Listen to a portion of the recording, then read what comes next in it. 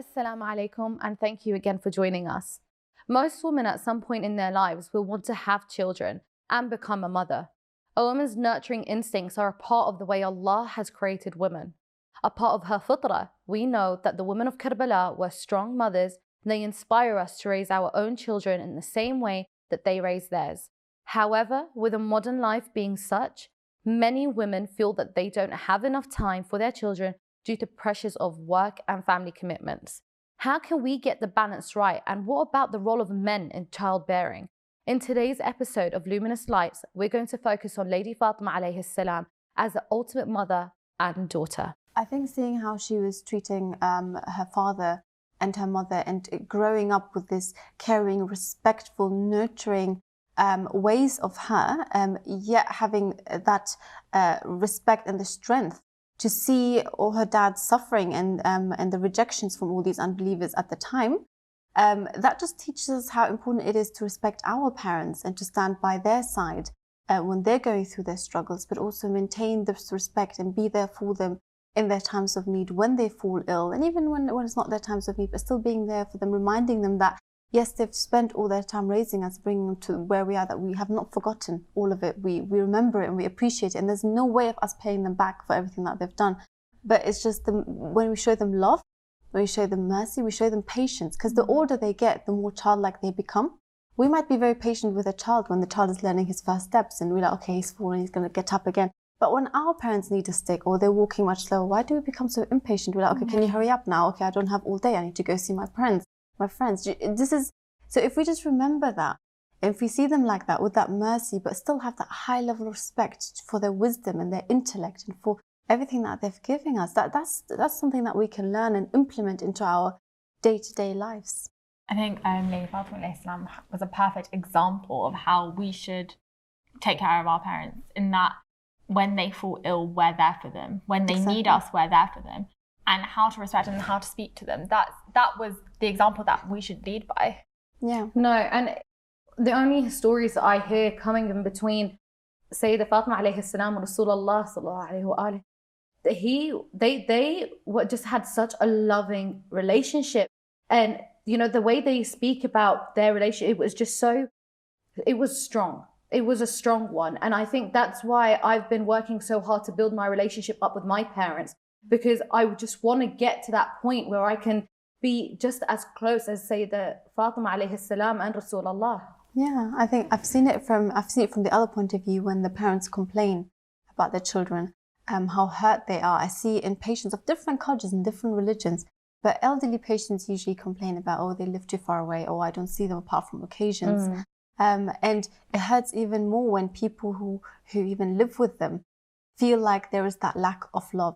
And when a stranger gives them, or someone completely new to the family gives them that teeny tiny bit of love, they feel so much happier. And then everyone around them notices that this person has finally smiled. This is the first time I've seen them smile in ages.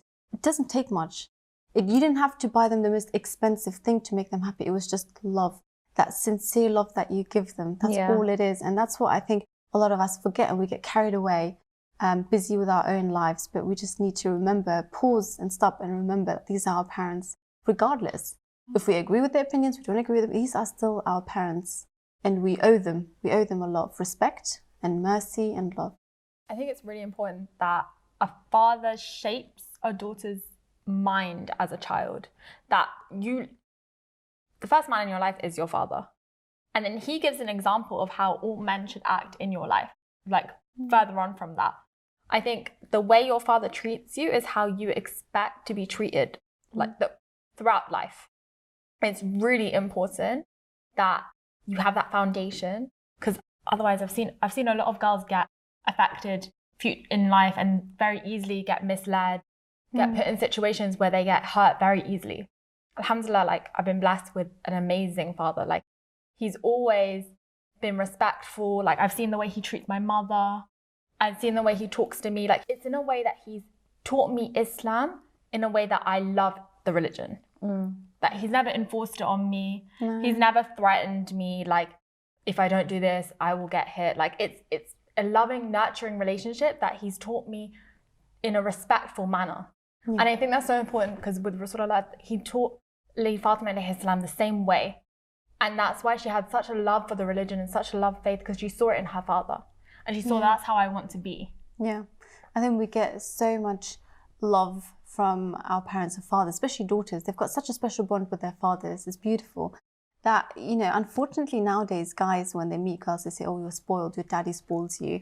They don't understand. They don't spoil us materialistically. They spoil us with love, with respect, with that strength and that support. That's how they spoil us. And unfortunately, that's not what we see. And then that obviously reflects back on how we behave later on. So it's very, very important to recognize that a father has got a very, very strong position in the house. When my father fell ill, it's as if like the whole house was shaken down.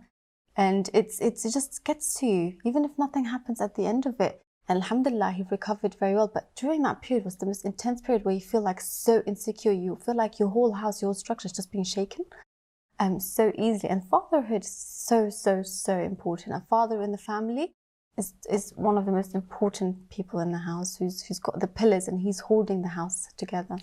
Yeah, and alhamdulillah wa shukr, I have a father, and I was born with a father, and he's still here, he's still in my life. But for so many others, young people that I've worked with, some of my friends, they've never had one. And you can just instantly see the difference. You can see the difference in where they lack that I've gained. I've benefited from some things in life because I've had a father, but whereas they haven't, because they haven't had that opportunity. And you can just see the difference. And the role of the father, it is, like you said, it is so important. Because with my father, he is amazing. He's just a big bubble of love. Like honestly, he's got so much love to give. And he's not one to speak, but he's one to just give. He's one to just, he won't tell me, oh, listen, I love you. No, it's more about, have you eaten? If not, I'm going to make you something. And he will always chase me up to make sure that I'm being taken care of. It's like he is protecting me, even though there's the small things. He is my protector, but he's also taught me how to treat other people. He's taught me how to train myself to other people and how to want to be happy. I think that's the most important part, how to be happy. Definitely. Because like we've spoken about so many times before about mental health. And I think if I didn't have my father there, I think it would have affected my mental health big time. Definitely. I see my father like a shield who just takes all the bullets. At every stage of my life, no matter what problems, what circumstance face me, he's always that shield that takes all the bullets. And yet, when he turns around to look at me, he's the happiest, the strongest person who tells me, just move on, keep going, you can do it. And he always believed in me when I didn't. Through all my years of medical school, when I was crying every single exam, he'd be like, you can do it. No, I believe in you. And even when I finished, he every single step of the way, he had that faith in me and that hope and kept pushing me to be better and better and better. And it's just unbelievable. I'm so grateful. We're very grateful to our fathers. And with that said, actually thinking about Sayyida Fatima alayhi salam and Rasulullah, how hard was she struggling when she lost Rasulullah? When he did pass away, she was there taking care of him. But imagine how hard that was. Leading from what you've said, I think it's really important that we learn from all of this and teach our sons and our daughters how to treat their father. I think especially us as women, when we become mothers one day, it's important for us to instill that respect for their father and that love and that care from a very young age, and not to dismiss him. Because when we raise them like that and when we teach them these things, then they'll grow up and they'll obviously pass on to the next generation. But it's something that we need to definitely pass on. Unfortunately, what happens is that yes, you don't just become mom and dad, but you also are still husband and wife, and there will still be problems. But what, unfortunately, young, ignorant couples do is that they use the children to bully the other person in that relationship or to steer them against the other person in that relationship. And that is the biggest mistake they can do.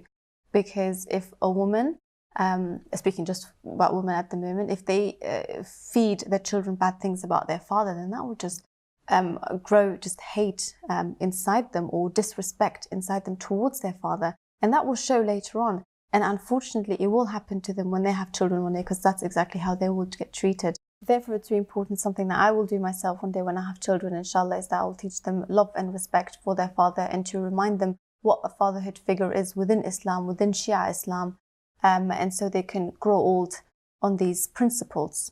And what's amazing is that we have women like Khadija, Sayyidah Fatima alayhi salam, Sayyidah Zainab alayhi salam, who genuinely inspire me to become a mother. I want to become a mother after seeing and hearing about their relationships with their children.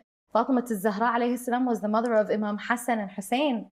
And their relationship is so beautiful that she asked Sayyidah Zainab alayhi salam to, on the day of Imam Hussein's battle, to go and kiss him, just because she knew, kiss him on the neck. And because she genuinely knew that he was going to die that day and how he was going to die. Imagine the strength that she has to be able to die with that thought, to be able to have that in her mindset, to know how Imam al-Hassan alayhi salam was going to be poisoned.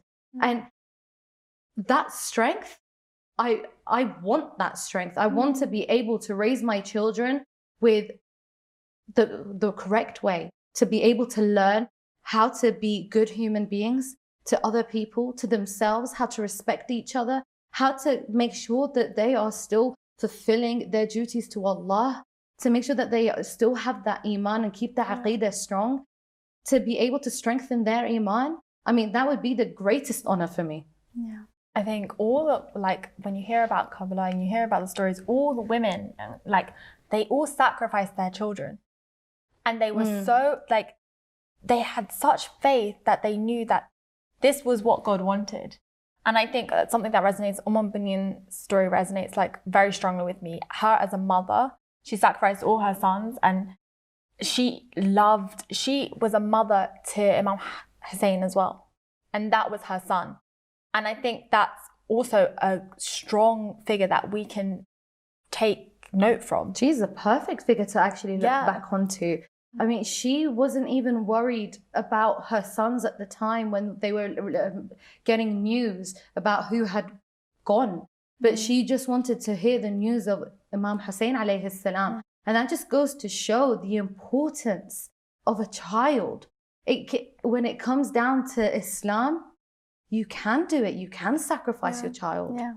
But that was her child regardless. Whether she gave birth to him or not, she treated him, that was her son. Yeah. And that's the love and respect that was instilled in their relationship. And it's so important, so vital to look up to. Even nowadays, when people get remarried and they have stepmoms and whatever, that relationship, you're still a mother. Yeah. You still look after that child, regardless of who gave birth to them. I agree with what you've said. What's really important to note is the support within a community that helps you raise your child. That has made things a lot easier. For example, for my mother back in the day when she was raising us, it was so much, or for their mothers, it was so much easier to raise them because it was not just them installing all these principles within them and the mosque, but it was also the community. They were all doing it together. The streets would teach you, whereas nowadays you're just left on your own. The mothers have to they feel like don't have that support. See, I kind of disagree because my mum brought me up alone. She had family. My grandma was here for a time, but then she moved back to Cyprus. And my dad's parents were not in this country; they were in America. So she had family, sort of, but not community. She was quite alone. There wasn't much support in that way. She did it all herself. Does that highlight then the issues that our convert sisters have within the community, within the society nowadays? I don't know, because I still know women these days that not all communities are going to raise your child for you. Yeah, definitely. And my mum worked as well as raising us. So that was even more inspiring. I think that's a struggle that some girls find nowadays is can we raise children and still work and still carry on with it? Because I know a lot of men in when they get married, they're oh no, my wife's not going to work, she has to stay home because the woman's the first teacher for your child. But we still want to have careers and move on in life. So yeah, a lot of them find it very difficult. They, for example, use the maternity leave, which is about a year maximum, and then once they've used that up, their kid is in that beautiful age that is just about becoming playful and really nice to spend time with, and they're going back to work. And a lot of them actually end up doing their exams, or specialty exams, doing the maternity leave. So they're basically still working, they're still educating themselves, still studying for expensive exams. So it's not easy I think talking about careers and being a woman, do you then stop working? Do you then go part-time? What do you do? As in, I have mixed feelings about this completely. If it comes down to having children and work, I think it's possible, but only until the child is of a certain age, just because there are so many different things that child needs to be nurtured. And I think, yes, that child will need the role of a mother right there and then. But that I don't think it will stop her from ever getting back into work. You know, when a child starts going into school, that gives you more of that flexibility to go into work, whether it be part-time or full-time. And I think that just depends on your circumstances and your situation, and what compromise you can come in between you and your husband. But in regards to the support that you can get, I mean, nowadays there is so many more facilities that can help you. You know, from the nursery to high school, whatever it may be, you need support. There are facilities out, especially here in this society. But if I'm thinking about the support that my mom got raising us, she had 4 children and she did do it on her own. Yes, there were times where people were there, but it wasn't constant support. Yeah. And especially during the beginning, it didn't seem like support, only because she did have loads of people, but it was more people telling her what to do rather than supporting her. And there is a fine line between them, but it's a huge difference between that. And I think I have, we did mention about convert sisters, and I actually have 2 friends who have seen both sides of the coins. I have a friend who, she's a convert and she married into a Muslim family. Now she's had a baby, but she is not on good terms with the family. Therefore, she's been cut off of any support for her child. Instead, they said, as long as you are going to raise that child, we don't want him. That's her family. And that's his family. Her family are being quite supportive. So his family said, as long as you raise that child, no. And that's only because where she comes from. Even though she has converted to Islam, it's because she's not from the same country, the same culture. She doesn't have the same traditions. Yet, when speaking to her, she has learnt all their traditions. She's learnt all their culture. Yeah. She understands them better than I do. And I was quite surprised. But it just goes to show that she tried, but they didn't meet her that distance. Yeah. But whereas I do have another friend, and she received the most support. She's also a convert. And she received the support from his family and her family. And it only happened after they had the baby. Yeah. Because that baby was what brought them together. Yeah. So I think it depends on who you have in your life. But I have seen that this community, it can be supportive, but it just depends on who. Touching on to what you said about people talking about how you raise your child, I know that's quite common in communities nowadays. A lot of my friends who have children, they get criticized a lot about what they're doing and what they're not doing. And they feel that they're not getting that support because people are just judging how they're parenting. And then they don't know what to do because so many people tell you conflicting things. So it is so different to back then, where they had so much support and everyone was raising their children up together. Whereas now they feel alone. I think the difference with that is that nowadays, young women who do have children, they are being exposed to other support outside and different methods of how to raise your child. Whereas, that doesn't agree so much with how traditionally you would raise a child. So I think leading it back to Fatima al-Zahra alayhi salam and how she raised her children, it didn't matter. The way she raised them was through Islam. Yeah, I think we all need to remember that she was such an inspiration. All of us need to learn, even if we're not mothers yet, or if we are all mothers, then we need to learn. It's never too late to learn, and to just take her as an inspiration, as a role model of how to be a mother and how to raise our children on the right path.